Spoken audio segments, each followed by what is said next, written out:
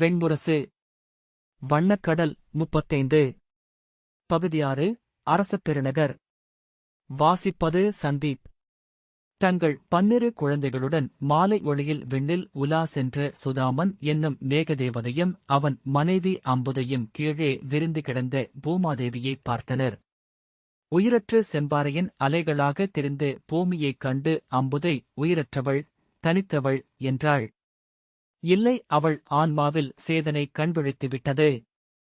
உயிர் எழுவதற்கான பீஜத்துக்காக தவம் செய்கிறாள் என்று சுதாமன் சொன்னான்.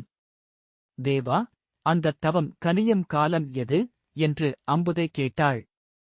அதை முடிவிலா வான்வெளியை தன் உள்ளங்கையாகக் கொண்ட முழுமுதலே அறியும் என்று சுதாமன் விடையிறுத்தான். அப்போது ஒருவரை ஒருவர் பிடித்துத் தள்ளியும் துரத்தியும் ஓடி விளையாடிக் கொண்டிருந்த அவர்களின் குழந்தைகளில் இளையவளான குசையை மூத்தவர்களான ஜலதனும் முதிரனும் பிடித்துத் தள்ள அவள் தன் சிறகுகளின் சமநிலையை இழந்து கீழே விழுந்தாள். பிற குழந்தைகள் கூச்சலிட்டதைக் கண்டு சுதாமனும் அம்புதையும் திரும்பிப் பார்க்கையில் வெண்ணிற இறகு போல மிக ஆழத்திற்கு சென்று கொண்டிருக்கும் குசையைக் கண்டனர். அம்புதை கீழே சென்று குழந்தையை மீட்டுவர எண்ணியபோது சுதாமன் அவள் கையை பிடித்து நிலத்தை அடைந்ததுமே அவள் நீர்த்துளியாக பரவி மறைந்திருப்பாள். இனி அவளை மேகமாக மீட்க முடியாது என்றான். கண்ணீர் துளிகள் சிந்த தாயும் உடன் பிறந்தாரும் விண்ணில் நின்று கீழே நோக்கினர்.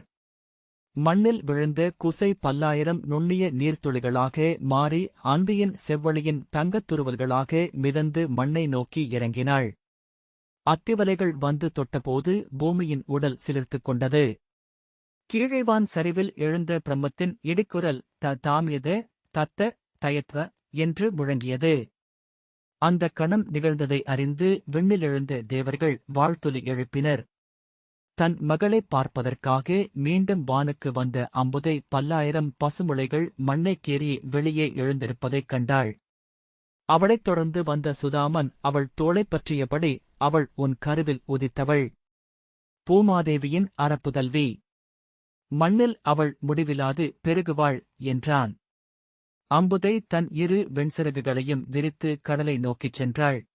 அங்கே கருமை கொண்டு அலையெடுத்து நீர்வெளியில் இருந்து தன் சிறகுகளால் நீரை மொண்டு வானிலெழுந்து தன் மகள் மீது பொழிந்தாள்.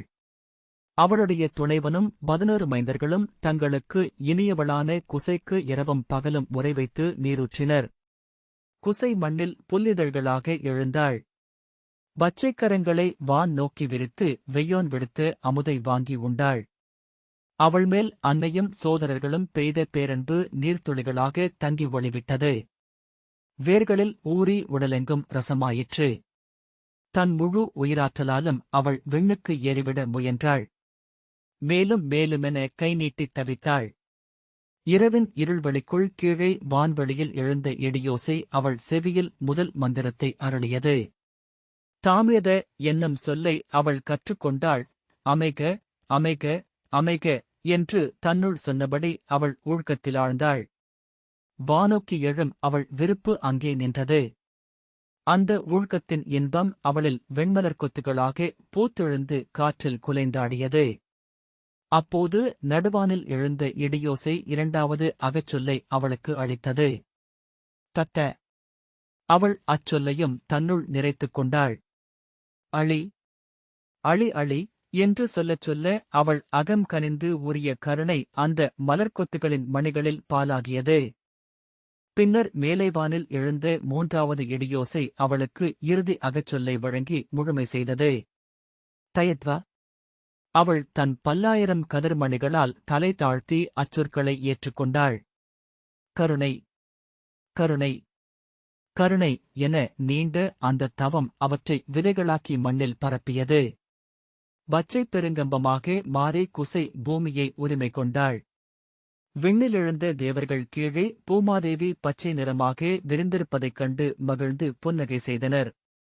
குசையின் 100,000 கோடிக் குழந்தைகள் பூமிப் பெருவெளியை நிறைத்தனர். அவர்களனைவரிலும் சேதனையாக நிறைந்து அவள் வானை நோக்கி விரிந்திருந்தாள். விரிந்து விரிந்து பூமியை முழுமையாக நிறைத்து அவள் அசைவிழந்தவளானாள். தன் உடலால் தானே கட்டுண்டவளாக கோடி வருடகாலம் அப்படியே கிடந்தாள். விண்ணில் உலாவந்த சுதாமனும் அம்புதையும் 11 மைந்தர்களும் அவளைக் கண்டு, ஏன் துயருற்றிருக்கிறாய் குழந்தை? என்று வினவினர். அன்னையே, கணந்தோறும் உருமாறும் மேகங்களின் புதல்வி நான். இங்கே கரும்பாறைகள் போல் அசைவிழந்திருக்கிறேன் என்றாள் குசை. மண்ணை அடைந்து குளிர்ந்ததுமே நீ உன்னை மறந்துவிட்டாய் மகளே என்று சுதாமன் சொன்னான்.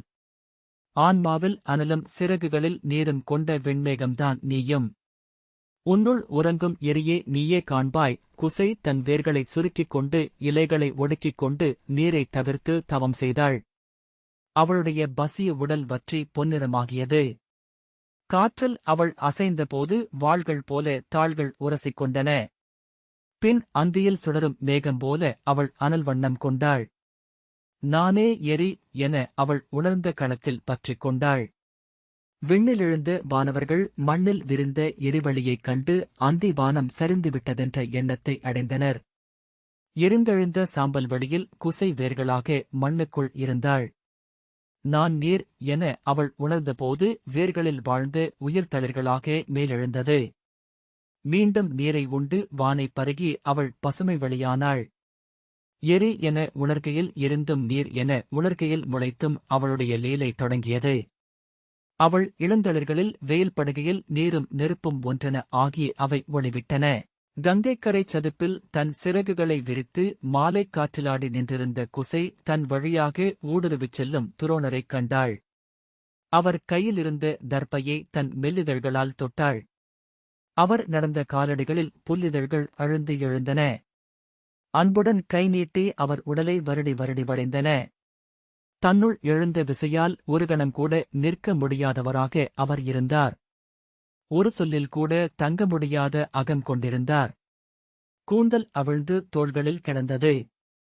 தாடி காற்றில் பறந்தது. சுருங்கிய கண்களில் ஈரம் பழுத்து வெண்விழிகள் சிவந்து கருவிழிகள் அலைபாய்ந்தன. உதடுகளை வெண்பற்கள் குருதி வழிய இறுகக் கடித்திருந்தன.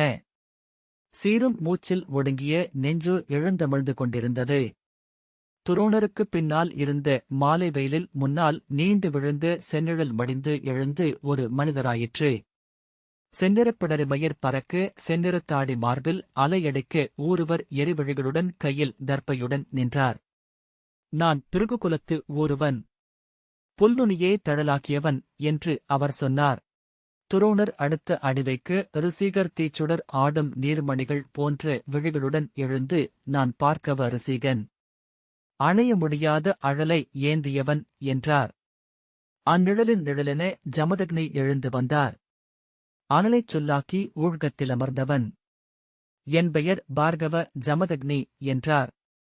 அவருக்குப் பின்னால் குருதிபடிந்த மழுவுடன் எழுந்தவர் எரி எனும் புலித்தோலில் அமர்ந்த யோகி நான்.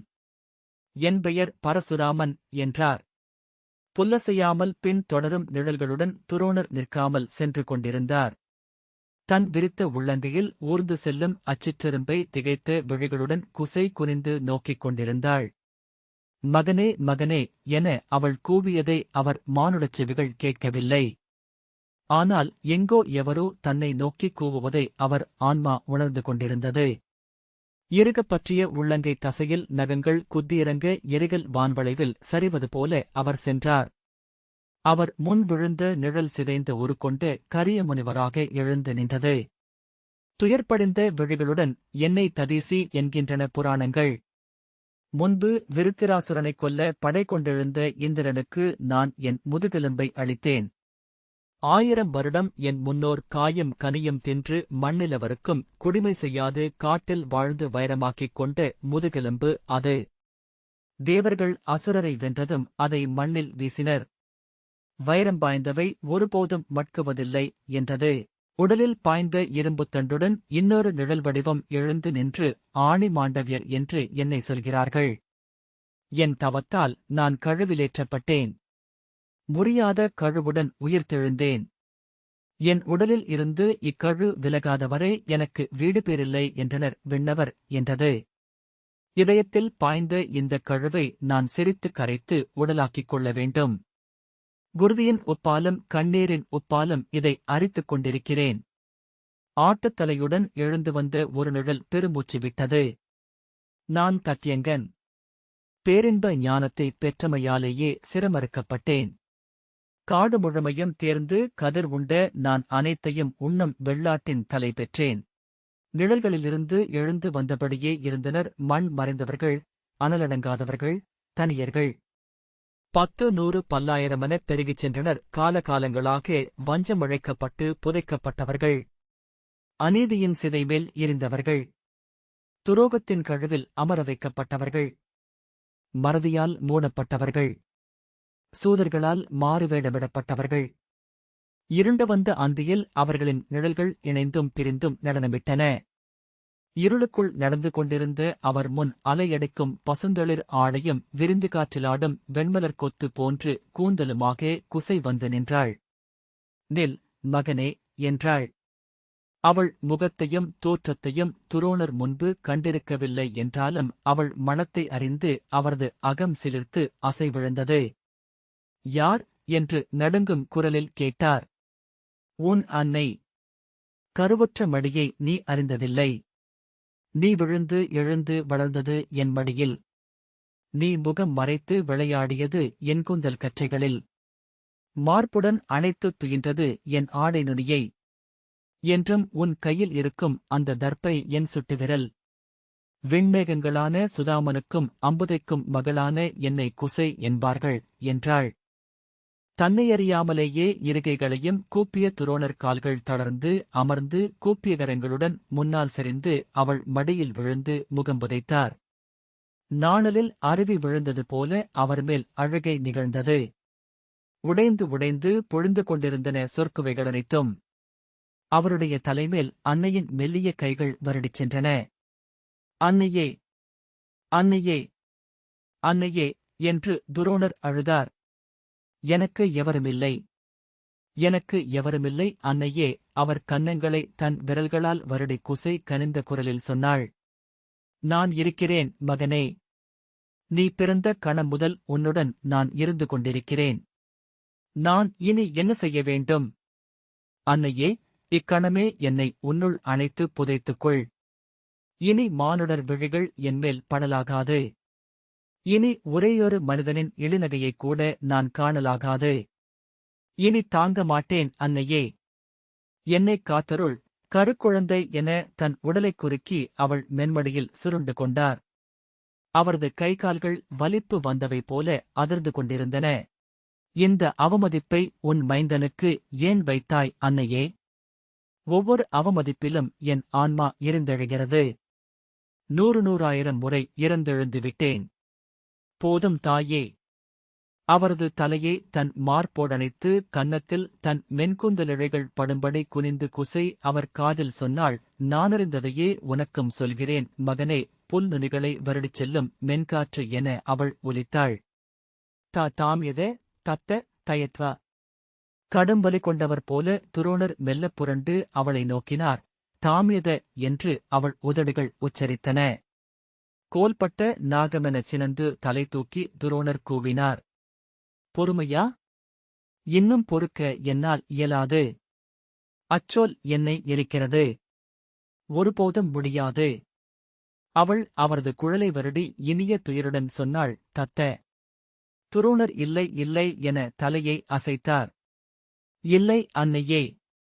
என்னிடமிருப்பவற்றை எல்லாம் கொடுத்துவிட்டேன். இனி நான் கொடுப்பதற்கேதுமில்லை. இவ்வுலகம் எனக்கு எதையும் அளிக்கவுமில்லை.